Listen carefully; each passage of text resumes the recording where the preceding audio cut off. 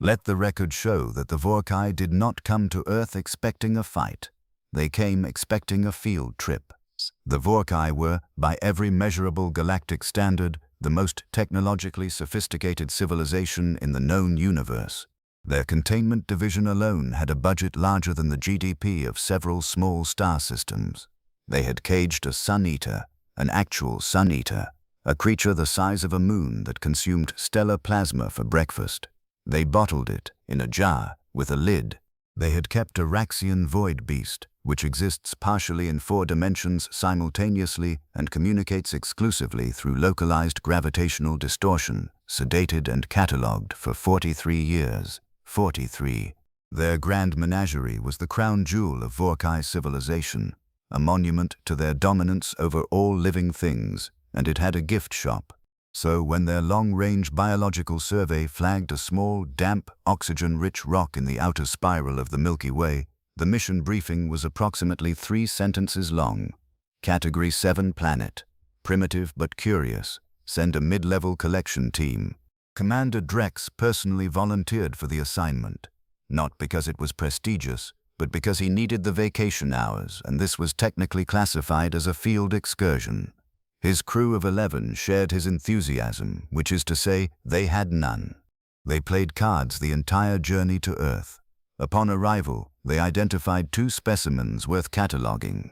One was a bipedal primate of middling intelligence, flagged for its unusual problem-solving behavior and its deeply baffling habit of documenting every other species on the planet in obsessive detail.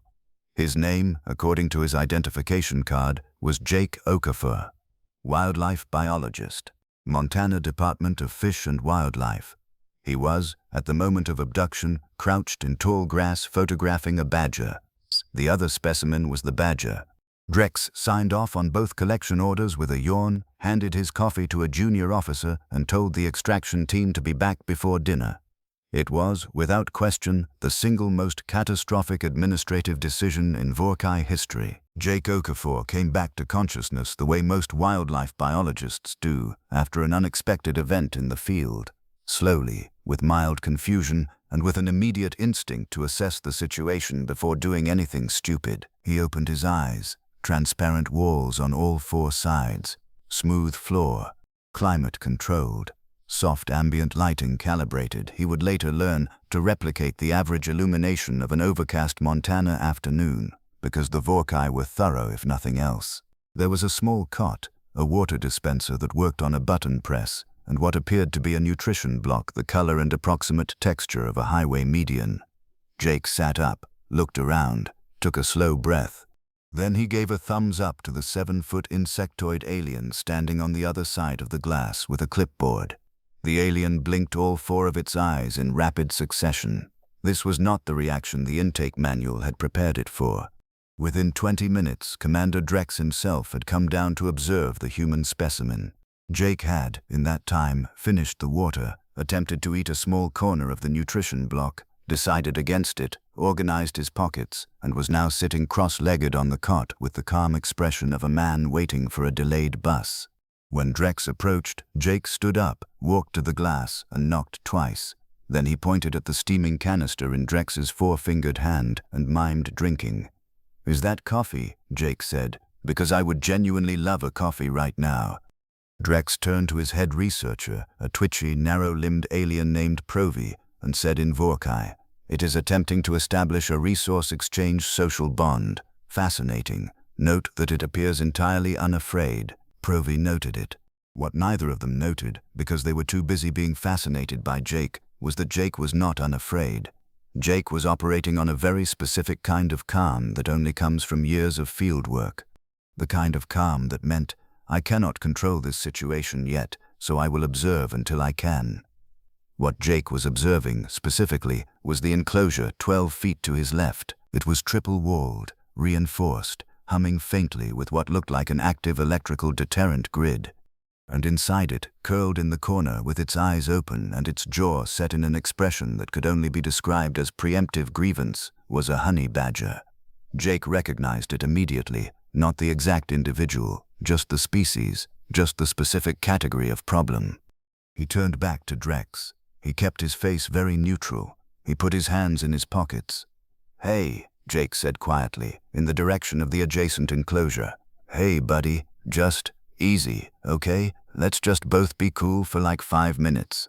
The honey badger stared at the electrical grid the way a chess grandmaster stares at a board in the opening move. It was not listening to Jake. It had never listened to anyone. Jake closed his eyes for a moment. "They have absolutely no idea," he said, to no one in particular. Drex, watching from outside with deep scientific satisfaction, leaned toward Provi and said, "The human appears to be attempting vocal communication with the mustelid. Adorable. Mark this one as high display value. The visitors are going to love it." Provi made the note. Neither of them spoke honey badger, but Jake did, not literally, but in every way that mattered. Jake Okafor had spent 11 years learning to read animals that did not care whether you lived or died. And what he was reading right now, off 12 pounds of grey and black fur and absolute moral conviction, was a countdown. He sat back down on his cot. He decided to get some sleep while he still could. The first containment failure occurred at hour 6, not hour 24, not after a week of careful observation and behavioral analysis. 6 hours. Drex had not even finished writing his initial specimen report when the alarm sounded, and he spilled his drink, which was the second worst thing that happened to him that day. The honey badger, which Jake had taken to calling Kevin through the glass in a tone that suggested equal parts affection and resignation, had located the primary power conduit running along the interior base of his enclosure. This conduit was made of a titanium carbide alloy, the Vorrkai used in starship hull plating. The engineering team had included it in the enclosure design specifically because no known biological organism had ever damaged it. They had a study, published, peer-reviewed. Kevin chewed through it in 4 hours and 40 minutes. He did not do this because he wanted to escape, at least not yet. He did it because it was there, and he found the vibration annoying, and Kevin did not tolerate annoyance. The resulting short circuit knocked out power to the entire containment wing for 11 minutes, during which Kevin apparently used the darkness as a planning period, because when the lights came back on he was already in the ventilation system. Jake watched this from his enclosure with the expression of a man watching a weather forecast he had already predicted. The Vorrkai response was immediate and, in their defense, impressively fast. They rerouted power, sealed ventilation access points, and deployed 12 remote containment drones to sweep the ducts. Within 40 minutes, they had Kevin back, briefly. He was relocated to a Tier 7 reinforced enclosure, which Provi described to Drex as the unit we use for Class 4 predators with documented tool use. Kevin escaped the Tier 7 in 53 minutes. The method was never fully understood. The leading theory among the engineering staff was that Kevin had exploited a 3mm gap between the enclosure door seal and the frame by compressing his body in a way that should not have been anatomically possible. The minority theory, quietly held by 2 junior technicians, was that Kevin had simply gotten mad enough at the door that the door gave up. He was recaptured near the ship's secondary water reclamation unit, where he had eaten something that was definitely not food. The ship's medical scanner could not identify what he had eaten. It also confirmed that Kevin appeared to be digesting it without any issue whatsoever. Provi added 3 question marks to his notes, and then sat very still for a moment. The Tier 9 Ultra Containment Unit was brought out of storage. This was not a casual decision. The Tier 9 was the Vorrkai's flagship containment technology, a modular enclosure system with redundant electrical barriers, a gravity differential floor that made movement energetically costly, magnetic locking on every panel, and an AI-assisted behavioral prediction system that had successfully anticipated and neutralized escape attempts from organisms with documented precognitive ability.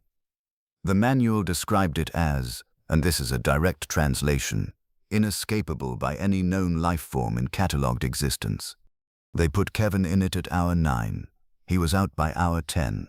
The exact sequence of events was captured on 17 different camera angles, and the engineering team watched the footage 4 times in complete silence.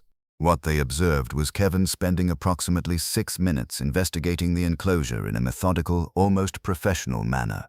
Then Kevin pressed himself into one corner, appeared to work himself into a state of focused displeasure, and then simply threw himself at the door repeatedly, with escalating commitment, until something in the locking mechanism, something rated to withstand 1,700 kilograms of lateral force, decided that the path of least resistance was to stop resisting. Jake, from his enclosure, watched Kevin trot past in the corridor outside with the unhurried confidence of a creature that had made its point. Spite, Jake said to no one, and momentum, that's all that was. He had, somehow, located a bag of trail mix in the gap between his cot and the wall, left behind by a technician. He was eating it with the calm satisfaction of a man watching a film he had already seen and enjoyed the first time. Drex stood in the observation room above the containment wing, looking down at the corridor where Kevin was now scratching something into the base of a support strut with focused, artistic intent. He was sweating, which for a Vorrkai required a significant elevation in stress hormones. "Pro-V," Drex said. "Yes, Commander." "What is it doing now?" Pro-V reviewed the camera feed. "It appears to be decorating." Drex closed all four of his eyes. Down in the corridor, Kevin finished his work, examined it briefly, and moved on. The shape he had scratched into the support strut was never officially described in any Vorrkai report, but two junior technicians who saw it agreed, in whispered conversation, that it was extremely rude and also impressively detailed for something done with claws alone. Jake finished his trail mix, folded the bag neatly, set it aside. "Okay, Kevin," he said quietly. "Give me just a little more time."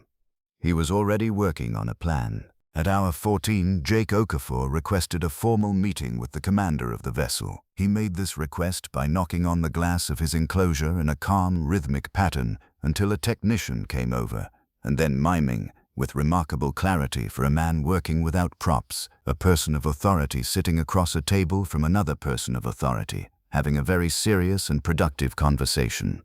The technician stared at him. Jake nodded encouragingly. The technician left and came back with Pro-V, who stared at him. Jake repeated the mime. Pro-V left and came back with Drex. Jake pointed at Drex, then at himself, then made the table conversation gesture again.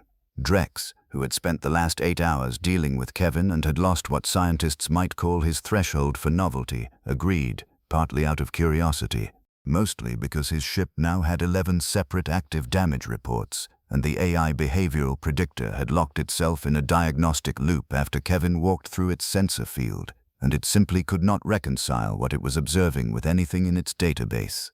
They sat across from each other in a small debriefing room adjacent to the containment wing. Jake had his hands folded on the table. Drex had 4 hands and didn't know what to do with any of them. Through a translation device the size and shape of a large olive, clipped to the table edge, they could understand each other with a half-second delay and the occasional vocabulary gap. "Your containment systems," Jake said pleasantly, "are not going to work." Drex said the honey badger would be resecured within the hour. "No," Jake said, "it won't."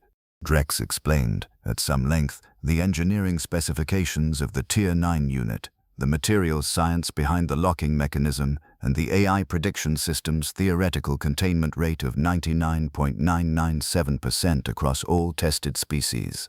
Jake nodded through all of this the way a doctor nods when a patient explains they looked up their symptoms online. "Kevin," he said, when Drex finished, "is not a tested species." There was a pause. "I can help you," Jake said. "I'm a wildlife biologist. I've worked with animals that make your void beast look like a golden retriever. I know how to manage difficult fauna. Let me out of my enclosure, give me limited access to the ship, and I will personally assist in the safe and humane containment of the honey badger." Every word of this was technically true. Jake had, in fact, worked with genuinely dangerous animals. He did, in fact, know how to manage them. The part he left out was the direction in which he intended to apply that knowledge. Drex considered for exactly 31 seconds, which was 29 seconds longer than it should have taken, given that the alternative was letting Kevin continue unsupervised. He agreed, provisionally, with an escort of 4 armed Vorrkai crew members. Jake shook his hand, all 4 of them, one at a time, with equal and solemn gravity. Then he stood up, cracked his knuckles, and said, "All right, let's go find him." What followed was 47 minutes that would later be described in the Vorrkai incident report as a sequence of events that, in retrospect, should have been anticipated, but was not, due to an overly optimistic assessment of the human specimen's cooperative intent. Jake did not contain Kevin. Jake located Kevin, established eye contact with Kevin, and then, using 11 years of fieldwork intuition and a deep understanding of mustelid psychology, began very subtly, very calmly, directing Kevin like a heat-seeking missile toward every system on the ship that Drex did not want touched. It started with the secondary navigation array. Jake wandered in that direction. Kevin, who had developed something that was almost but not quite affection for Jake in the way that a force of nature can briefly align with a human agenda, followed at a parallel distance.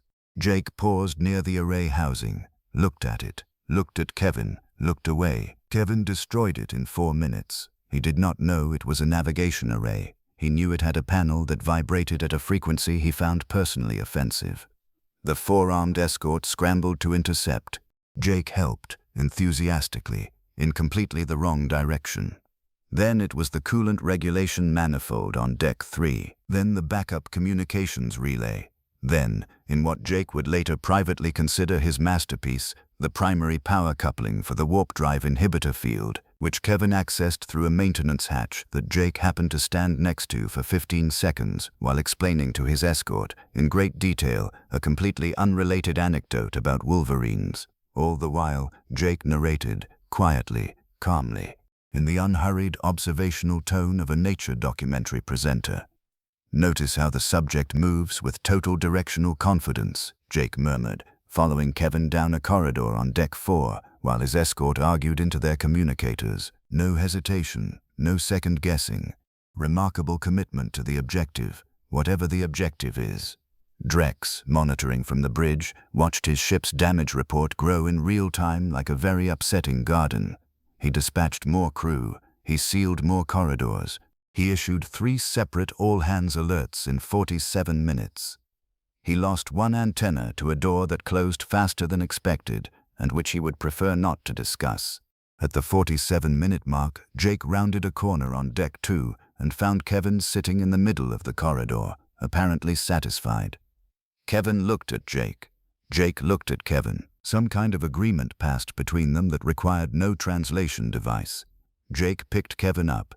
Kevin, who did not allow physical contact from anything that valued its extremities, allowed it. He sat in the crook of Jake's arm like a small, furious, temporarily retired emperor. Jake walked back toward the debriefing room. "Tell Commander Drex," Jake said to the nearest crew member, who was staring at him with an expression that had moved well past alarm and into something closer to spiritual crisis, "that I'd like to resume our conversation." He sat down in the debriefing room. Kevin settled onto his lap, closed his eyes, and began producing a sound that was not quite a purr, but was in the same emotional neighborhood. Jake folded his hands on the table. He waited. Drex took 11 minutes to arrive. Jake knew, because he counted. He also used the time to pour himself a glass of water from the dispenser on the side table, find a comfortable position in the chair that accounted for Kevin's weight distribution, and mentally organize his talking points in the order most likely to produce the outcome he wanted. This was, functionally, the same process Jake used before any difficult conversation with a state wildlife commissioner. The stakes were different. The technique was identical. When Drex finally entered the debriefing room, he did not look like the commander of the galaxy's most advanced collection vessel. He looked like a being who had personally witnessed the structural integrity of his life's work dissolve in real time and had not yet fully processed the grief. 3 of his 4 hands were clasped together in a gesture Provi would later identify in his notes as consistent with acute psychological distress. His remaining antenna, the one that had survived the door, was doing something involuntary at the tip that the Vorrkai medical handbook classified as a stress response. He sat down across from Jake. Kevin opened one eye, assessed Drex, closed it again. This was, coming from Kevin, the closest thing to a diplomatic gesture the room was going to get. Jake let the silence sit for exactly 4 seconds, long enough to be intentional, short enough to avoid cruelty. Then he unfolded his hands, placed them flat on the table, and began. "I want to start," Jake said, through the translation olive, "by saying that I have genuinely enjoyed my time aboard your vessel. The climate control in my enclosure was excellent.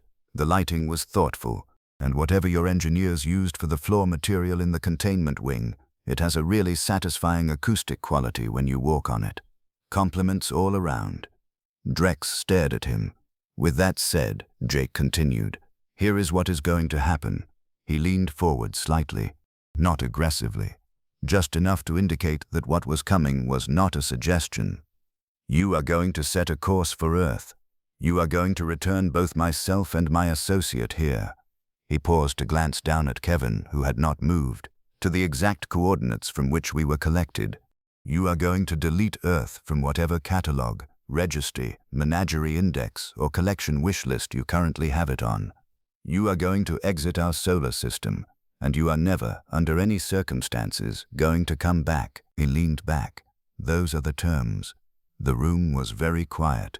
Somewhere in the ship, something that Kevin had interfaced with earlier made a sound like a kettle losing confidence in itself, and then went silent. Drex, who had once stared down the gravitational lens of a collapsing neutron star during a containment operation and filed the experience under routine, opened his mouth, closed it, opened it again. You, Drex said, with the careful diction of someone choosing words the way a person chooses footing on a collapsing bridge, are one organism on a Category 7 planet with no interstellar capability, no weapons, no political standing in any recognized galactic framework. You cannot enforce any of this. Jake nodded slowly. He looked down at Kevin. Kevin, as if on cue, opened both eyes and looked directly at Drex with an expression that contained, within its small mammalian geometry, the complete and total absence of any concept of limitation. No, Jake agreed pleasantly. But he can. The silence that followed was a different kind of silence than the one before. The one before had been tense. This one was the silence of a very advanced civilization doing a very rapid and very unflattering reassessment of its own position. Drex looked at Kevin. Kevin looked at Drex. Kevin had, in the past 14 hours, defeated every containment system the Vorrkai had ever built, eaten something that should have required a hazmat protocol, and redecorated a structural support strut using nothing but focused hostility and claw. He had done all of this without a plan, without a goal, and without a single moment of self-doubt. He had done it on instinct and irritation alone. Drex thought about what Kevin might do with a motivation. He thought about this for a very short time. Then he said, very quietly, in a voice that had left authority several rooms back and was now operating purely on pragmatism, "Agreed." Jake nodded. All conditions, Drex confirmed. "I want the deletion confirmed in writing, or whatever your equivalent of writing is.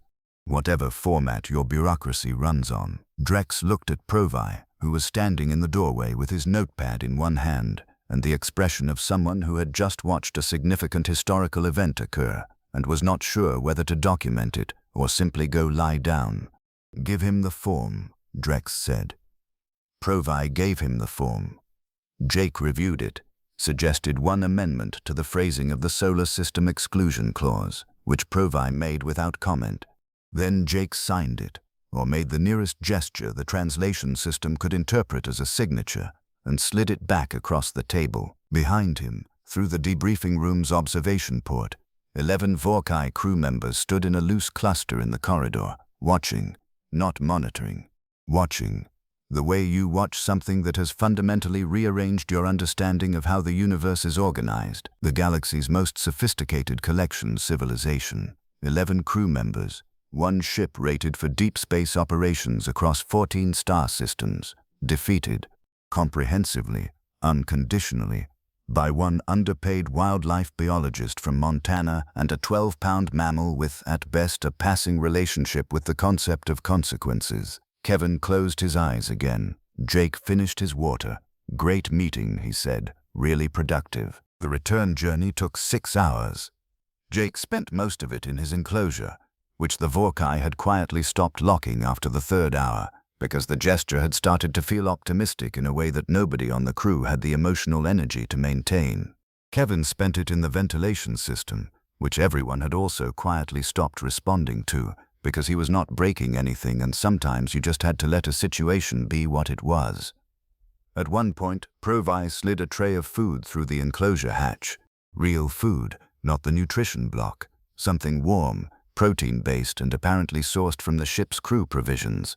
He did this without making eye contact and left without saying anything. Jake accepted it in the same spirit it was offered, which was the spirit of a civilization that was processing some things and needed to express it through catering. He ate. It was pretty good. He made a mental note to mention that the Vorrkai catering staff had done nothing wrong and should be considered entirely blameless in whatever report he eventually filed.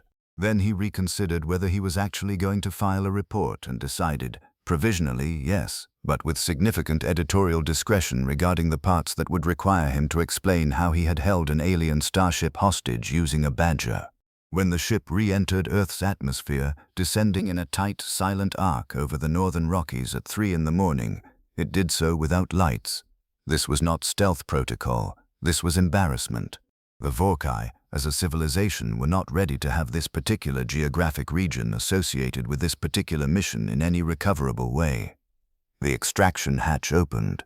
Jake climbed down.